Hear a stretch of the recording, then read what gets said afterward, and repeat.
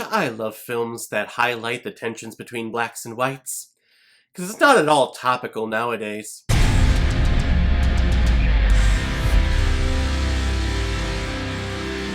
The Defiant Ones, released in 1958 and is directed by Stanley Kramer, who's behind such films like Guess Who's Coming to Dinner, On the Beach, Inherent Wind, and It's a Mad, Mad, Mad, Mad World. And this film is starring Tony Curtis and Sidney Poitier. They call me Mr. Tibbs. One night in the American South, a prisoner truck drives off the side of the road and two prisoners escape. But the town sheriff is not too worried about it, because these two prisoners are chained together by the hand, and one of the prisoners is black and one of the prisoners is white. Basically, he thinks that they're going to kill themselves before they reach freedom. So these two prisoners need to learn to work together and see the value in each other in order to successfully escape. And apparently this is Paul Morgan's favorite movie of all time, and I can definitely see where that comes from. This is classic cinema just before the 60s where everything started getting going. This is right before the civil rights movement. And here we have this film that is showcasing how discrimination between different races is still going on in this country at that time, even though slavery was happening hundreds of years before. And it's interesting, 1958, this film is coming out talking about this issue. And here we are in 2020, and this is still an issue. What can I say? This message of equality and trying to just eliminate discrimination and prejudices, I feel like this is going to be a battle that we are going to be fighting until the end of time. Because for whatever reason, people in this country, in this world, some people just really want to hate someone for something as simple and as stupid as the color of your skin, or what size you are, what religion you are, what sex or gender you are. All just mundane things that really don't mean anything, because we're all human beings. We are all people. We are all equal in that right. I just don't know why we can't get over this hump. But as long as we have people vocalizing and speaking out about racial equality, sending out hashtags, and we have pieces of art like this one that is showcasing how discrimination is terrible and how people can come together just by learning about each other and talking about each other, I think it'll help. Now, if only we can get these artists and these activist people into major government offices. And that's what makes this film so powerful.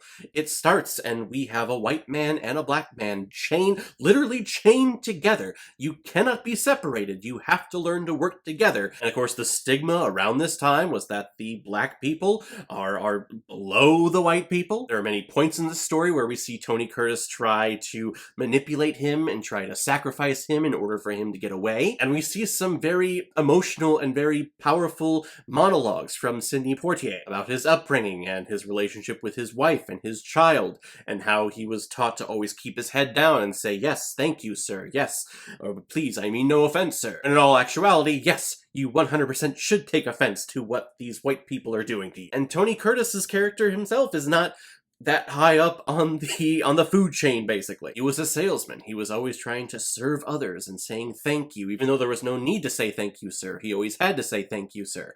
And just really got under his skin. That's why he's so cold-hearted. This film is so brilliantly done, and this was 1958.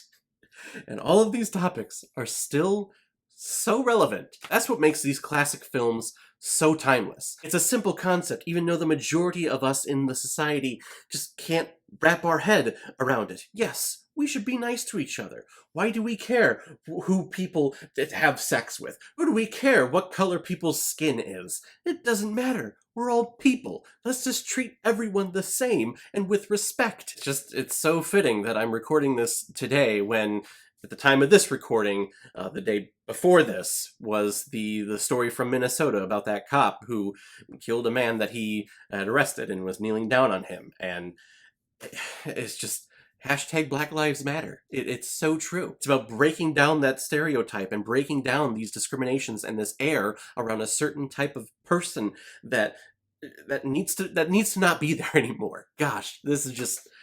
it's so timely, and this is what makes this film so timeless. People are so quick to build up walls and to shut people out that don't look the same as them, or don't worship the same God as them, or don't have the same political values that they do. You have to understand that they have a backstory that's just the same as you have a backstory.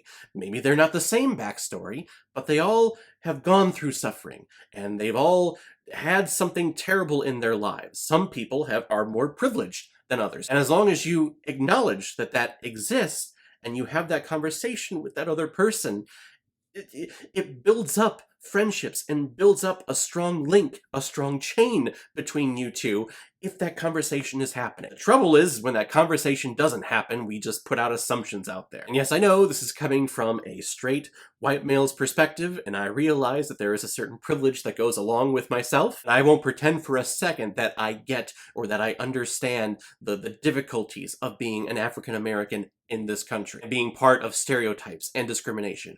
I don't get it, and it needs to stop. Sorry, this movie review has become more of a public statement than a movie review, but I'm sorry, this is just the time that we live in, and the topics that this film covers, and the story that it promotes is just so topical, even today. I can see, Paul, why it's your favorite movie. We have wonderful performances from Tony Curtis and Sidney Poitier, of course. I don't think he's ever done anything terrible. The sheriff in this movie who's hunting these two is one of the most laxed sheriffs and laxed police officers that I've ever seen on film. These two are basically running, and they have like a 2-3 day start, and he's just there like, you know, my feet hurt.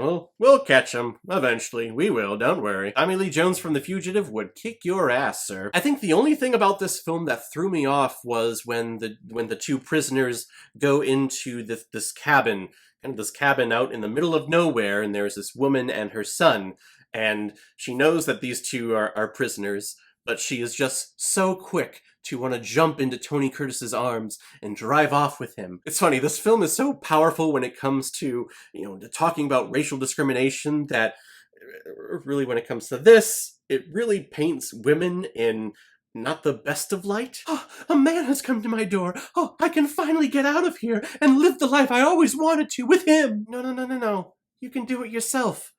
Empowerment, yo. It's the only gripe I have with this movie. Other than that, this film is wonderful. It was nominated for Best Picture in 1958, and it absolutely should have won, but looking it up who beat it out, this film lost to the movie Gigi.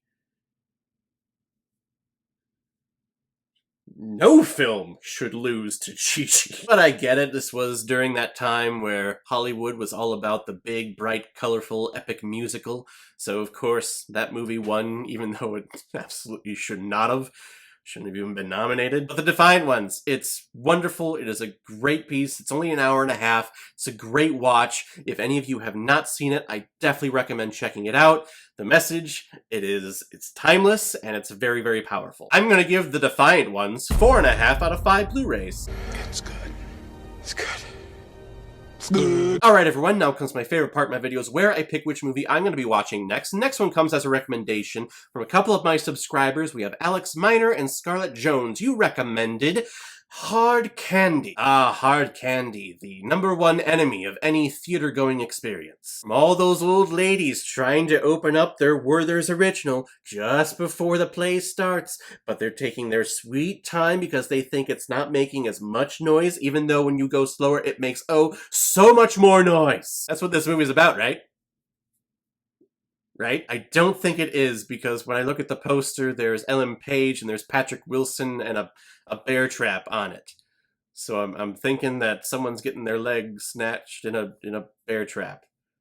Maybe. I haven't seen it. But I'm definitely excited to check it out. Thank you very much, Paul, for the recommendation of The Defiant Ones. If any of you have recommendations of films that you want me to review on here, leave your comment below this video, or go to my Facebook page, my Instagram, or my Twitter and leave your recommendation there. And if I have access to it, I will watch, review it, and give you a shout out on the channel. So guys, have you seen The Defiant Ones? What did you think about it? Or if you've never seen it before and you stumbled across it because of this video, then comment below, let me know what you thought about it. And as always, if you like what you saw here, if you like my take on movies, hit the subscribe button and make sure you hit that bell so you know the next time I'm releasing my next movie review. So I will see everyone with my next review of Hard Candy, but in the meantime, be well, be good to each other, and go watch a movie. Take care, guys.